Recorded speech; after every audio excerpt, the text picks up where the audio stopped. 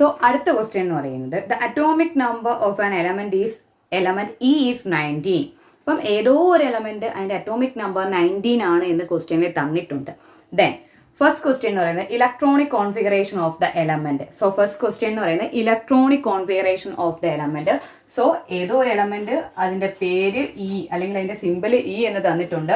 Atomic number എത്രയാണെന്നാണ് പറഞ്ഞിരിക്കുന്നത്? 19 എന്ന് തന്നിട്ടുണ്ട്. So first question you need to write down the electronic configuration. So the electronic configuration is 2881. Okay, 2881 is the electronic configuration of that element. Second question, valency of the element. അപ്പം outermost ഷെല്ലിൽ വന്നിരിക്കുന്നത് 1 ആയതുകൊണ്ട് തന്നെ valency എത്ര ആണ്?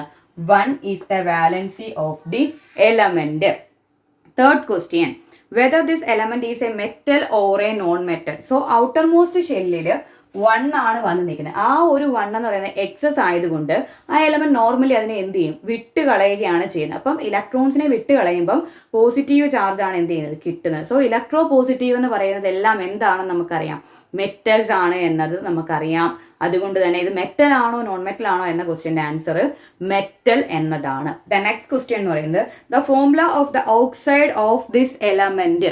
ഈ എലമെന്റിന്റെ oxide form ചെയ്യുന്നതിന്റെ formula എന്ത് എന്നതാണ് അടുത്ത ക്വസ്റ്റ്യൻ. സോ ഈ എലമെന്റ് അതാണല്ലോ നമ്മുടെ എലമെന്റ്. വാലൻസി എത്രയാണ് നമ്മൾ കണ്ടുപിടിച്ചു?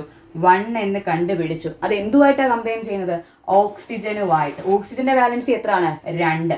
ജസ്റ്റ് എന്ത് ചെയ്യുക? ഒന്ന് ക്രോസ് ചെയ്യുക. അപ്പൊ നമുക്ക് അതിന്റെ ആൻസർ എന്ന് പറയുന്നത് E2O is the formula of the oxide.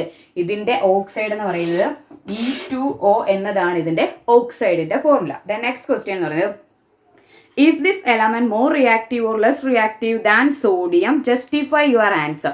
ഈ പറഞ്ഞിരിക്കുന്ന ഇ എന്നുള്ള എലമെന്റ് സോഡിയത്തിനേക്കാൾ മോർ റിയാക്റ്റീവ് ആണോ ലെസ് റിയാക്റ്റീവ് ആണോ എന്നത് പറഞ്ഞതിന് ശേഷം നിങ്ങളുടെ ആൻസറിനുള്ള കാരണം എന്ത് ചെയ്യണം?